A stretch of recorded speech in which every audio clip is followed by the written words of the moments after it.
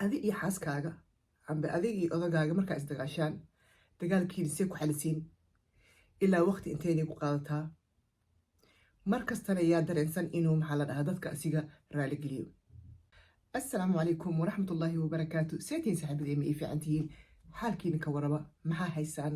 warka soo daaya, comment ii soo qora, subscribe-kayga kore hore u socdaa. waa mahadsantihiin, jazaakum allahu khayr. horena iigu sii wada. maanta waxaan rabaa inaan iigala sheekaysto maadaama ani experience badan aan leeyahay dhinaca guurka 3 sano hadduu sii socdaa. alxamdulilah. guurka labada qofood markay isdoortaan guri degaan sidaa ogtihiin qofkii hore u guursadaba maalinba nooc waaye, isku mid maaha maalmaha. marka waxaan rabaa inaan igala wadaago wixii khibrad aan ka qabo dhinaca dagaalka yar u laysdagaalayo. adi iyo xaaskaaga amba adig iyo odagaaga markaa isdagaashaan dagaalkiina see ku xalisiin ilaa waqti inteynay ku qaadataa mar kastana yaa dareensan inuu dadka asiga raaligeliyo. horta caadiyan qof kasta oo labada qofoodba wiilkii gabadhaba waxay dareensan yihiin ayagu unbeen markasta inay raaligeliyaan qofka kale. xaalka saas ma aha, laakiin markii la isdagaalayo oo la yaryahay maskaxda dhan ma fadhiso. qof kastaba tiisa ku mashquulsan, ma lais dhegaysanayo. qofkan markuu hadlaayo qofkan kale ma dhegaysanayo, qofkanna markuu hadlaayo qofka kale ma dhegaysanayo. marka annaga dhinaca oo gabdhaha haddii aan ka hadlo, markasta waxaan dareensannahay in aan culayska wadno. waxaan dareensannahay markastaba inaan nala siinin wixii aan u bahnayn. taasoo ah shalay toole markaa isku cusbooneedeen odagaaga oo guriga a imaatay, waxay sitay soo dhaweyn aada u fiican, sheeko, gabadha markii sanadka koowaad ay guursato wixii ay heli jirtay haddii aa ka goysid markii ay xoogaa ilmaha ku mashquusho oo adigana aad tiraahda mashquul waaye saaxiibadan ku mashquusho, waxay dareemaysaa in oo meesha ay u timid shaqa inay guudato ahaan aan dhammaanaynin. marka si oo laysku daba qabto oo reerkaas ay u qurux badnaadaan, labada qofood markastaba inay sheekaystaan waaye oo ka sheekaystaan wax ka baxsan nolosha oo maalin kasta ah.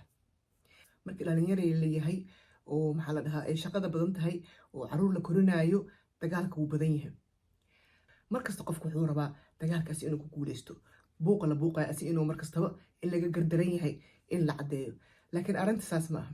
haddii oo la fadhiisto oo maskaxda la dejiyo, waqti aad qaadatid, meeshaa taagantaa aad ka tagtid, wax kale aad iska qabsatid, hadhowta aad soo laabato, waxaa laga yaabaa waxaasitod aad ku buuqaysid inaa wax weyn bay ahayn.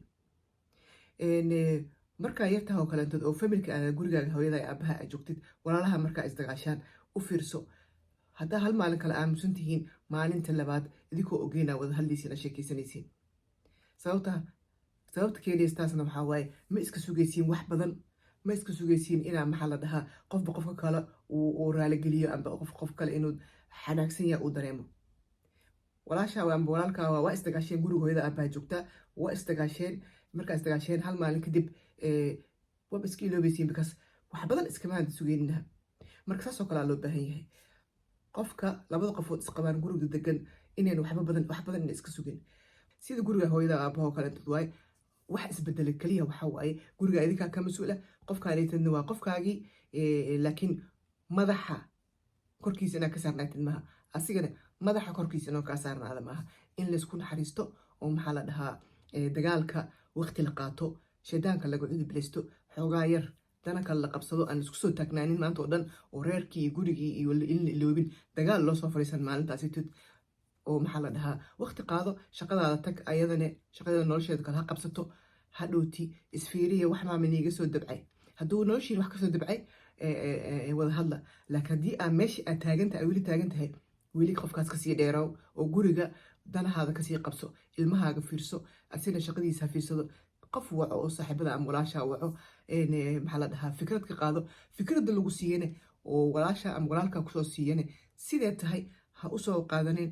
inta adiga muhiimka ah kala soo baxa, fikradaada ku darso, kadibna ayadoo balance fiican leh ula imaaw qofkaagii adoo degan, fikrad fiican soo qaadatay oo gurigaada kusii soconayo.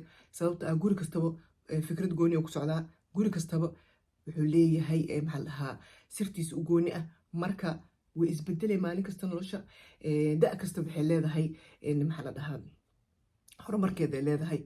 maxaa la dhahaa heer waxaa la gaaraa hataa birtoole inuu qofkaagii adoo ujeedid wax oo markii hore agtaada ka ahayd maya kamali suubinaya ka ahayd, hadduu qofkaas suubiyo inaa caadi isaga aragtid. dhaqankay ka mid noqonaysaa, waxay ka mid noqonaysaa adkaysigaa badanaayo. marka guri inuu socdo waxaa loo baahan yahay adkaysi badanaa loo baahan yahay. dagaalka faraha badan aad iyo aad u xun yahay. aniga waa soo maray, qof kastana wuu maraa. dagaal la-aanna ma soconayso nolosha. nolosha quruxdeeda ba in la dagaalo oo nolosha lasoo codboonaysiiyo mar labaad. laakiin ma la rabo madax adeeg, anaa xaq leh, anaa kan ani wax fiicanaa sameeyaa, aniga qofkii oo waxaan ahay khatarta ma la rabo. waxaa la rabaa qofkaanita si adiga aad tahay 100% maskaxdaada ay u shaqeynayso maxaa la xaq u leedahay, qofkaana sidaas u dareemoyaa xaqii 100% inuu xaq leeyahay dareemoyaa. marka qof ka aqli badan ma laha, laakiin waxaa la rabaa yani nolosha in si ay u qurux badnaato in maxaa la dhahaa la wada shaqeeyo. wada shaqeynta muhiim waay. marka maanta ka bilaab noloshaada dagaalka tirada badan oo madaxa la isqabsanayo ilaa waaga uu ka baryana la ishayanayo oo qaylo, ciyaalka aan siixanaynin, dariska aan siixanaynin, oo dadka dhan kaa warhayaan, si aad xaqaad u dhexsatid, si aad maxaa la dhahaa waxaas anaa leh hala ii daayo, ama saa anaa raba hala ii suubiyo, si aan heerkaas loo gaarin. ugu dambeyntii mustaqbalka dad xanaag badan oo qaylo badan oo qaylada lagu sheega inaan noqonin. sax alaala waxaad jeceshahay helaysid, iska soo qafiifi oo maxaa la dhahaa nolol farxad leh raaso. dagaal waa imaana, farxadaana ka dambeynayso, laakiin yaana la isku taagsanin. wax kastabana waxaa ka fiican in loo wada socdo hal meel oo qurux badan. taasna waxaa waaye rabbi subxaana watacaala inuu noo naxariisto jannadana geeyo. soo saaxibayaal, waxaan iska ognahay maalin wanaagsan. assalaamu calaykum waraxmatullaahi wabarakaatu.